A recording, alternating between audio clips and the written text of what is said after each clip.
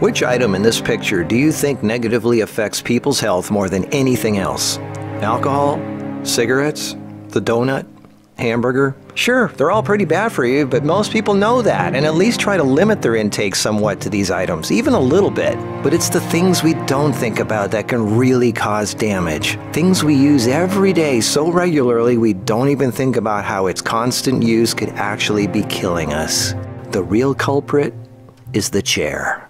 We were given legs for a reason. Most third world cultures don't even have chairs, and they walk an average of 10 miles a day. We in the modern world, on the other hand, spend most of our entire waking days sitting down. People go right from bed to sitting on the toilet, after which they sit at the breakfast table, then they sit in the car as they drive to work and spend the entire day sitting at a desk, only getting up to sit in the toilet and in the cafeteria. Then they sit in the car to drive and sit at the local bar for happy hour. Then when they've had enough of that, they go drive home and spend the rest of the day sitting in a comfortable chair watching TV before they crawl to bed to recover from all the physical exertion that day. And when people go out, they sit at a restaurant or a movie theater. Sitting all day is far worse for you than you might think. A 2010 American Cancer Society study following over 123,000 people from 1993 to 2016 found these alarming results. People who were inactive and sat for over 6 hours a day were 94% more likely to die during the time period studied than those who were physically active and sat less than 3 hours a day. That's almost 100%. And get this, findings were independent of physical activity levels. The negative effects of sitting were just as strong in people who exercised regularly. 60%, that's over half of employees surveyed, were convinced they would be more productive if they had the option to work on their feet. Medical experts have started referring to long periods of physical inactivity and its negative consequences as sitting disease. Below this video are links to an endless list of medical studies showing physical inactivity and low fitness are serious threats to cardiovascular health. Even with a low body fat index, sitting has been linked to non-alcoholic fatty liver disease.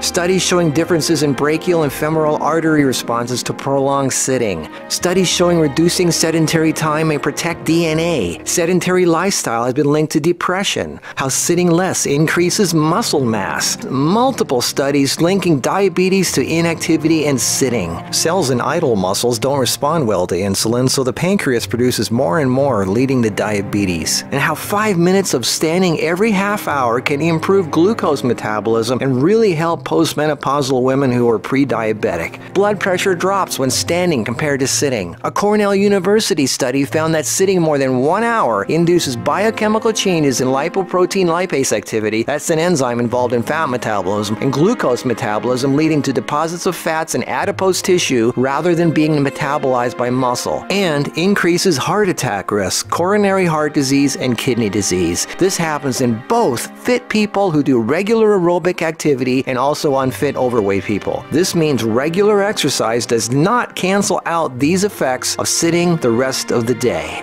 Sitting a lot is asking for trouble, no matter who you are. Another study at the University of South Carolina found that men who reported more than 23 hours a week of sedentary activity had a 64% greater risk of dying from heart disease than those who reported less than 11 hours a week. And many of these men routinely exercised. Cholesterol, blood sugar, triglycerides, diabetes, heart disease, and a number of health problems all became apparent. Studies have linked sitting to a greater risk for colon, breast, and endometrial cancers. Sitting for long periods of time can cause blood clots to form, which can travel to the brain, causing a stroke. Speaking of blood clots, lungs are twice as likely to develop pulmonary embolisms. Lack of physical activity leads to hypertension, high blood pressure, sleep apnea, snoring, compression of spinal discs, herniated lumbar discs. The Washington Post reported sitting a lot also causes leg disorders, varicose veins, swollen ankles, deep vein thrombosis, muscle degeneration, hip pain, and worst of all, a limp, sagging rear end because the glute muscles not only don't get used, circulation is cut off from the weight of the whole body pushing down on it. Medical News Today announced that our chairs are slowly but surely killing us.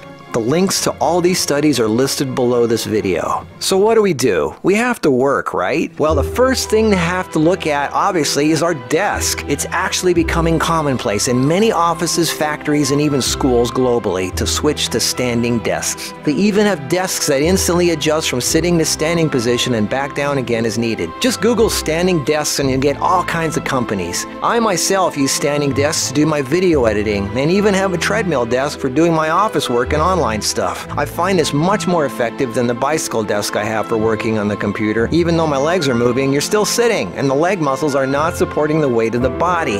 And this is why being on our feet is so important and effective.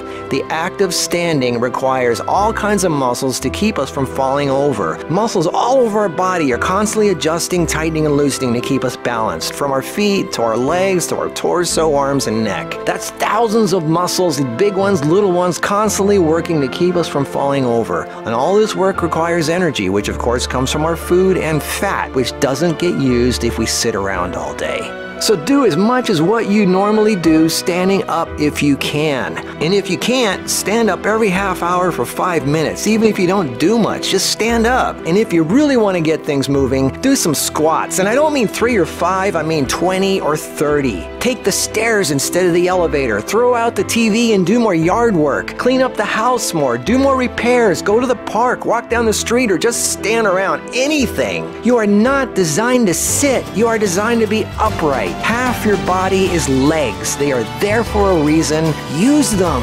If you value your life, get off your ass.